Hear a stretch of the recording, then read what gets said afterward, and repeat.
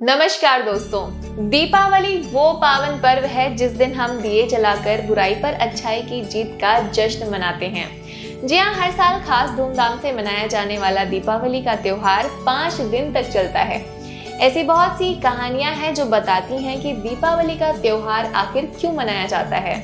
लेकिन सबसे खास वजह है नरकासुर। तो दिवाली क्यों मनाई जाती है और कौन सी पौराणिक कथाएं हैं जो बताती हैं कि दिवाली के 5 दिनों का महत्व क्या है, जानते हैं आज की वीडियो में। बट पहले वीडियो को लाइक कर दीजिए। हिंदुओं की प्रमुख त्योहार दीपावली का उत्सव 5 दिनों का होता है, जो धनतेरस से शुरू होकर नरक चतुर्दशी, मुख्य पर्व दीपावली, गोवर्धन पूजा से होते हुए भाई दूज पर समाप्त होता है।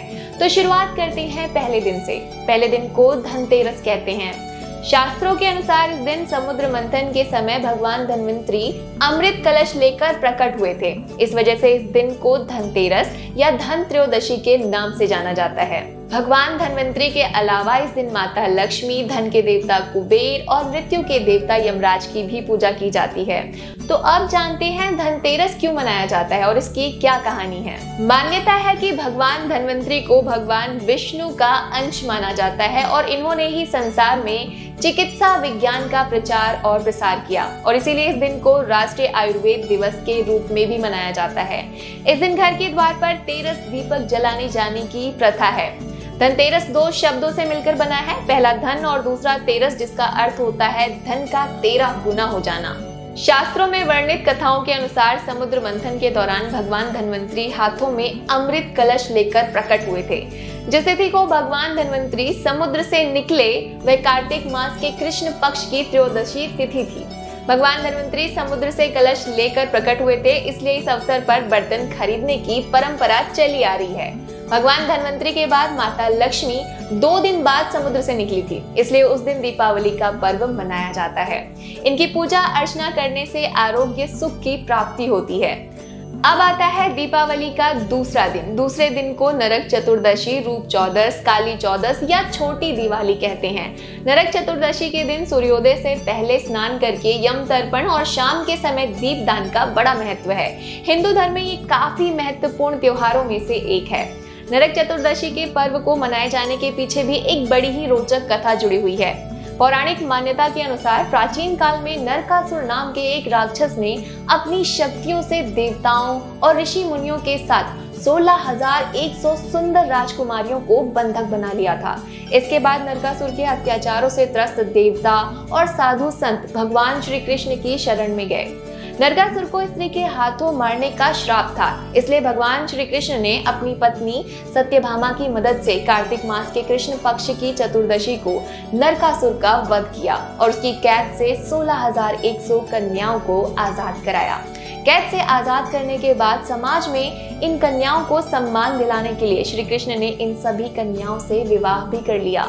नरकासुर से मुक्ति पाने की खुशी में देवगण और पृथ्वीवासी बहुत ही आनंदित हुए। माना जाता है कि तभी से इस पर्व को मनाए जाने की परंपरा शुरू हुई। कहा जाता है कि जब श्री कृष्ण ने नरकासुर राक्षस का वध किया था, तो वध करने के बाद उन्होंने तेल और उपटन से स्नान किया था। तभी से इस दिन तेल लगाकर स्नान की ये प्रथा शुरू हुई। माना जाता है कि ऐसा करने से नरक से मुक्ति मिलती है और स्वर्ग और सौंदर्य की प्राप्ति होती है। वहीं एक और मान्यता के अनुसार नरकासुर के कब्जे में रहने के कारण 16,100 कन्याओं के उदार रूप को फिर से कांति श्री कृष्ण ने प्रदान की थी। इसलिए इस दिन महिलाएं उपटन से स्नान करके 16 श्रृंगार करती हैं। माना जाता है कि नरक चतुर्दशी के दिन जो महिलाएं 16 श्रृंगार करती हैं, उन्हें सौभाग्यवती और सौंदर्य का आशीर्वाद प्राप्त होता है। अब आ जाते हैं हम दीपावली के तीसरे दिन पर। तीसरे दिन को दीपावली कहते हैं और यही मुख्य पर्व होता है। दीपावली का पर्व विशेष रूप से माँ लक्ष्मी के पूजन का पर्व होता है। कार्तिक माह की अमावस्या को ही समुद्र मंथन से माँ लक्ष्मी जी प्रकट हुई थी, जिन्हें धन, वैभव, ऐश्वर्य और सुख समृद्धि की देवी माना जाता है। इसलिए दिवाली के दिन माँ लक्ष्मी के स्वागत के लिए दीप जलाए जाते हैं, ताकि अमावस्या की रात के अंधकार में दीपों से चारों ओर रोशन हो जाए।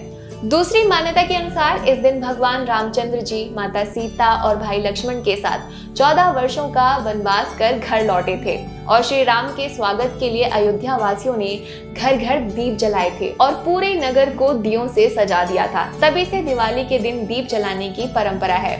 दीपावली पर्व से भी जुड़ी हुई कई कथाएं शास्त्रों में वर्णित हैं। हिंदू धर्म में प्रख्यात ग्रंथ महाभारत में बताया गया है कि कार्तिक मास की अमावस्या तिथि को पांडव 13 वर्षों का वनवास पूरा कर अपने घर लौटे थे।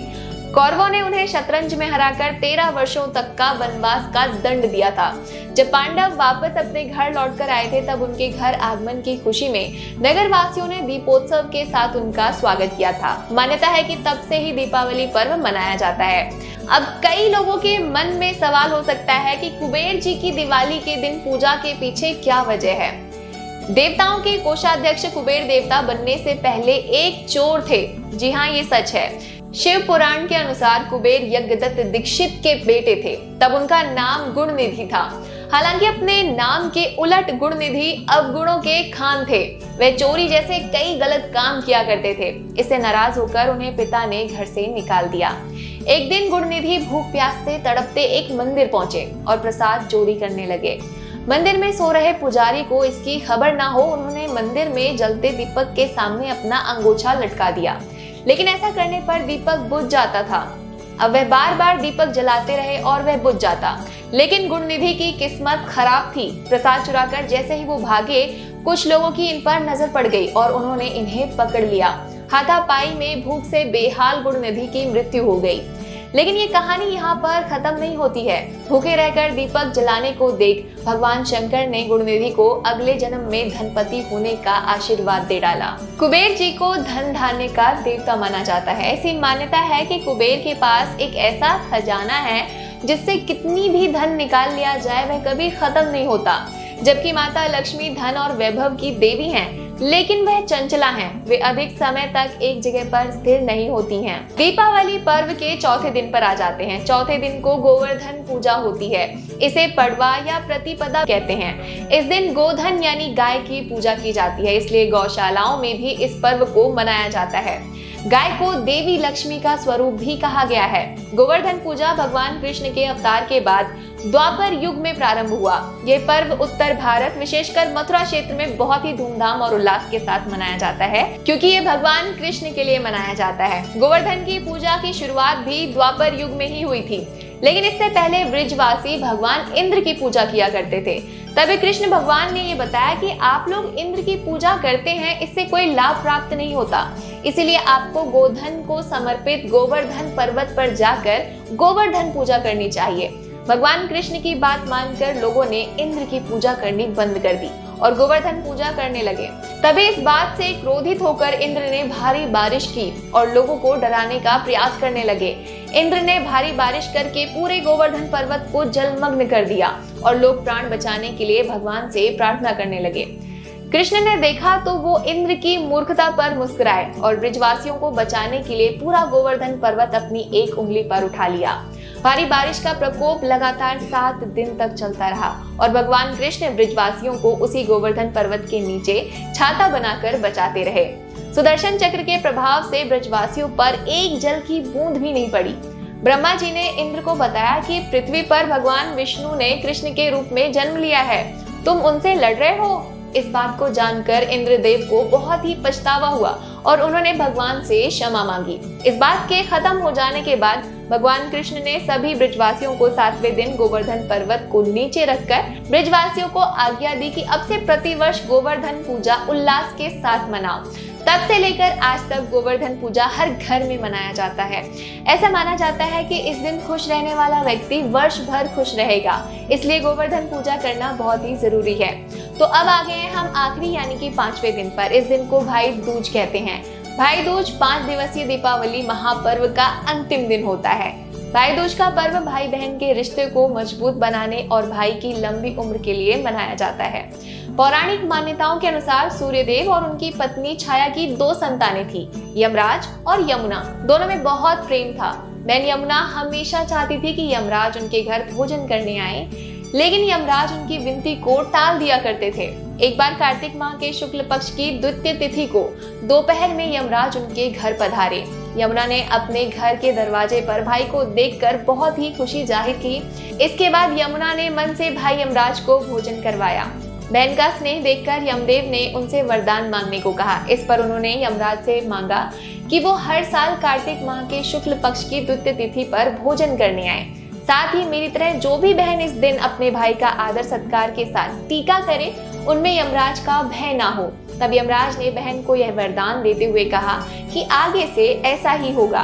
तब से यही परंपरा चली आ रही है। इसीलिए भाई दूज वाले दिन यमराज और यमुना का पूजन किया जाता है और प्राचीन काल से ही यह परंपरा चली आ रही है कि भाई दूज के दिन बहनें अपने भाई की लंबी उम्र, सुख समृद्धि के लिए तिलक लगाती हैं। कहते हैं कि कार्तिक शुक्ल प्रतिपदा के दिन जो बहन अपने भाई के माथे पर कुमकुम का तिलक लगाती है, उनके भाई को सभी सुखों की प्राप्ति होती है। हिंदू मान्यताओं के अनुसार भाई दूज के दिन जो भाई अपनी बहन के घर जाकर तिलक करवाता है और भोजन करता है, उसकी अकाल मृत्यु नहीं होती है। जी हाँ, दीपावली भारतीय सभ्यता का एक अद्भुत पर्व है। तो आज के AGSKI 360 के वीडियो में हमने आपको दीपावली के 5 दिनों के महत्व के बारे में जानकारी दिया और हमें खुशी होती है कि आप हमारे साथ जुड़े रहें। अगर आपको ये वीडियो पसंद आई हो तो इसे लाइक करें और शेयर करें और हमारे चैनल को सब्सक्राइब करना ना भूलें। धन्यवाद। शुभ दीपावली।